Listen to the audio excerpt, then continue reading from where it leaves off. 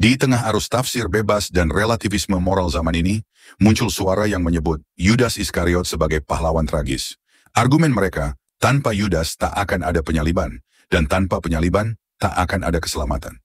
Narasi ini terdengar berani, namun sebenarnya secara teologis, dangkal, secara logika cacat, dan secara moral membahayakan. VT ini akan membongkar kesesatan argumen tersebut dari berbagai sisi baik logika, esensi kitab suci, etika, maupun teologi.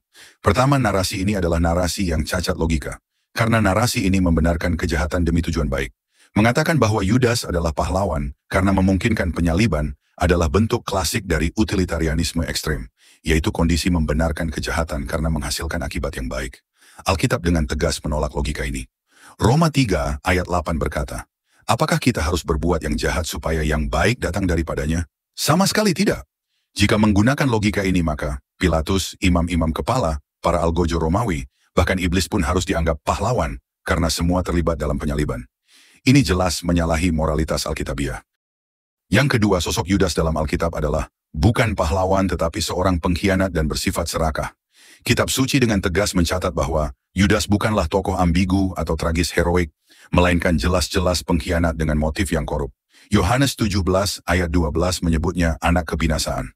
Dalam Yohanes 6 ayat 70, Yesus menyebutnya iblis. Dan oleh Yohanes dalam Yohanes 12 ayat 6, menyebutnya pencuri, karena biasa mencuri dari kas uang bersama. Ketika menyerahkan Yesus, ia digerakkan oleh keserakahan. Matius 26 ayat 14-15 menulis, Yudas Iskariot, seorang dari 12 murid itu, pergi kepada imam-imam kepala dan berkata, apa yang hendak kamu berikan kepadaku, supaya aku menyerahkan dia kepada kamu? Mereka membayar 30 uang perak kepadanya. Lalu Lukas 22 ayat 5-6 menulis, Yudas mengambil uang itu dan mulai mencari kesempatan yang baik untuk menyerahkan Yesus kepada mereka tanpa setahu orang banyak. Jelas bahwa tindakan Yudas tidak lahir dari ketulusan atau misi ilahi, melainkan dari ambisi dan ketamakan pribadi. Bahkan harga pengkhianatannya adalah 30 keping perak, yaitu harga seorang budak menurut Keluaran 21 ayat 32. Sebuah penghinaan bagi Sang Mesias, bukan bentuk pengabdian. Lalu bagaimana pendapat para teolog dan ahli Alkitab tentang hal ini? Craig S. Skinner, dalam The Gospel of John, A Commentary, menyatakan, penulis Injil menggambarkan Yudas sebagai pelaku pengkhianatan yang sadar dan digerakkan oleh keserakahan, bukan oleh paksaan ilahi. Keputusannya untuk mengkhianatkan Yesus dibingkai sebagai tindakan moral, bukan sebagai keniscayaan nubuatan. Kemudian D.A. Carson, dalam The Gospel According to John, menulis, fakta bahwa Yudas adalah pencuri bukanlah catatan kecil dalam narasi. Hal itu menjelaskan kemarahannya saat Maria mengurapi Yesus dan mempertegas karakter rusaknya yang menjadi alasan ia mengkhianati Yesus. Tidak ada heroisme di sini, hanya pengkhianatan. Lalu Ben Witherington ketiga, dalam The Gospel of Mark, A Socio-Rhetorical Commentary, menegaskan, mengatakan bahwa Yudas bertindak sebagai pahlawan sama saja dengan mengacak-acak kerangka etika dari Injil. Ia secara konsisten digambarkan sebagai orang dalam yang memilih kegelapan daripada terang. Dengan demikian, baik kesaksian Alkitab maupun analisis ilmiah para teolog, sepakat menolak pandangan bahwa Yudas adalah alat suci atau pahlawan tersembunyi. Ia adalah pribadi yang memilih jalan gelap secara sadar, bertindak atas dasar keserakahan pribadi, dan mengkhianati Yesus bukan demi rencana Allah, tapi demi keuntungan duniawi. Lalu apakah Allah menciptakan Yudas untuk berkhianat? Pertanyaan ini berakar pada ketegangan klasik antara kedaulatan Allah dan kehendak bebas manusia. Beberapa orang yang mendukung narasi Yudas sebagai pahlawan tragis, berdalih bahwa pengkhianatan Yudas adalah kehendak Allah. Bahkan bahwa Allah menciptakan Yudas khusus untuk itu. Ini adalah bentuk determinisme fatalistik yang tidak sejalan dengan kesaksian Alkitab maupun teologi historis gereja. Perlu ditegaskan bahwa pengetahuan Allah akan masa depan tidak identik dengan penentuan atau paksaan terhadap masa depan. Allah memang mengetahui Yudas akan berkhianat, namun hal itu tidak berarti bahwa Allah menyebabkan atau memaksanya melakukan pengkhianatan. Agustinus, salah satu bapa gereja yang paling berpengaruh dalam memahami relasi antara kehendak Allah menegaskan, pengetahuan Allah tidak membuat manusia kehilangan tanggung jawab atas tindakannya. Tuhan tidak bisa dipersalahkan atas perbuatan jahat manusia, meskipun dia tahu sebelumnya bahwa itu akan terjadi.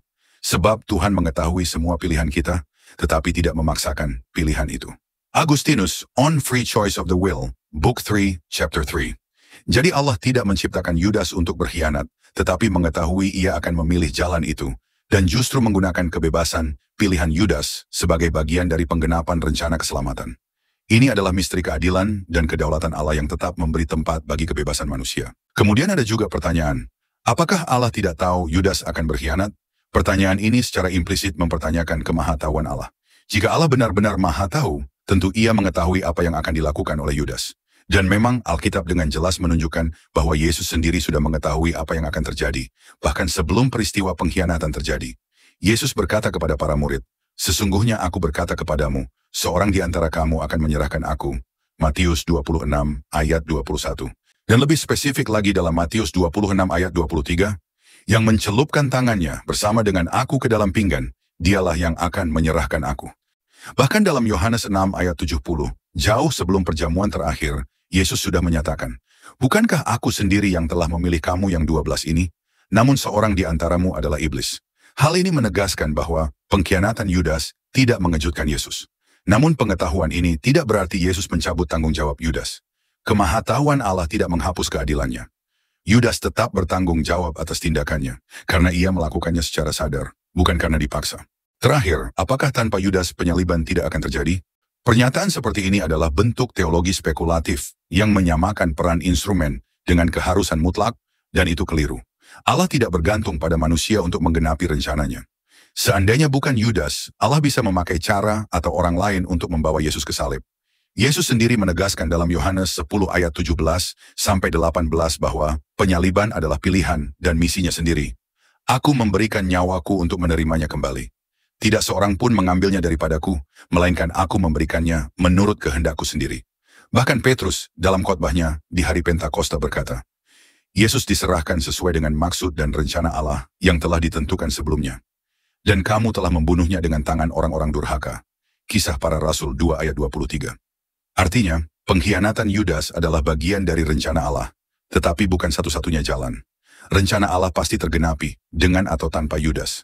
Justru karena Yudas memilih untuk ikut serta dalam kejahatan, ia bertanggung jawab dan dihukum.